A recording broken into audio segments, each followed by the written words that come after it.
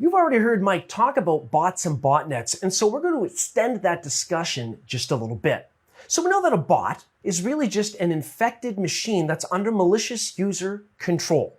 Sometimes a bot is called a zombie, and a botnet is a collection, a network of all of these infected machines under singular malicious actor control. Now, when we talk about working with botnets, often what will happen is instead of the attacker from their location reaching out to each and every infected bot, instead, the infected bots usually go out and talk to a command and control server under the attacker's control. Now that will defeat a lot of firewall problems that might normally thwart the attacker's attempt to get into a network. They don't need to get in. Once a machine's infected, it goes out and talks to the attacker's server. So this is a command and control server. Sometimes that's called a C2 server or CNC. Either way, it's command and control. Now, this can be mitigated with a couple of solutions. We can have intrusion detection that might detect that we've got a lot of outbound traffic going to a single host that normally wasn't connected to prior to the infection. But the other thing we have to think about is that a lot of implementations of this type of environment, a botnet, will be that the infected bots will reach out to get instructions from somewhere. And one of those somewheres might be a fake user account in Facebook set up by the attacker, where the attacker has instructions there. Or an attacker might have instructions stored in a DNS TXT record. Now, a DNS TXT record is normally used when you have to prove that you own a DNS domain by some other app. It'll ask you to create a DNS text record and add this value to it. And if you put in that unique value, you will obviously own it. But would client machines normally need to query DNS for TXT records? No way. That would be another indicator that we've got bots reaching out and getting commands from some nefarious configuration like a DNS TXT record. Now, what we should do is talk about how that communication occurs over the Tor network. Now, what we have in our diagram is a bot or a zombie that talks to the command and control server by going over the Tor network. Now, the reason that this is often done is because it anonymizes the connection over the internet to end up on some command and control server somewhere else.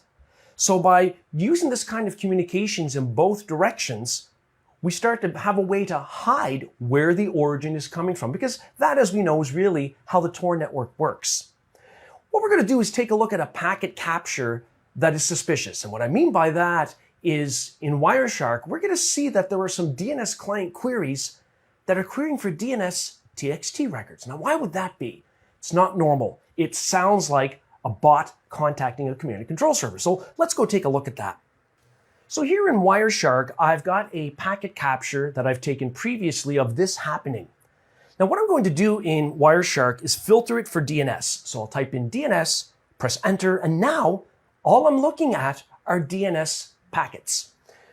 What I can do is select a specific packet from the list, and if I go down to the packet headers, so above the IP header, we have a UDP header, because clients, when they query DNS, that occurs over UDP port 53. And the next packet header above that is DNS, because that's the type of traffic it is. And we've got a DNS query here shown in Wireshark. Well, as we take a look further down in that packet header, we'll see the type of DNS query. In this case, a PTR record query. That's a pointer record, a reverse lookup. That's not so abnormal necessarily. But as we keep going down, I'll select another packet. This one is doing a DNS query for a TXT record. Now, why would it be doing that? Again, that's not normal for clients to do that. Probably this is a bot that's talking to a command and control server, or it's receiving instructions from the DNS TXT record to talk to a command and control server. Now, the other interesting thing about this is you might say, well, that's fine if I only have a few packets to look through. What if I've got hundreds of thousands? You can upload packet captures to an online service to see what it detects as being suspicious. And I'm going to do that right now with this packet capture. Now, the online service I'm going to use to analyze my packet capture is virustotal.com. There are others, but this is the one I'm going to use. So here, I'm going to make sure file is selected, and I'm going to click choose file so I can upload that packet capture to this online service. Okay, so once I've done that, the screen changes automatically, and I have a snort detection that shows up here with 2 alerts. Snort is a free open source intrusion detection solution. 2 alerts, but I've got a lot of other solutions for scanning for malware that say there's nothing wrong, like Adaware, Avast, AVG, Baidu. All these different antivirus solutions aren't detecting anything, but Snort did. So I'm going to click directly on 2 alerts.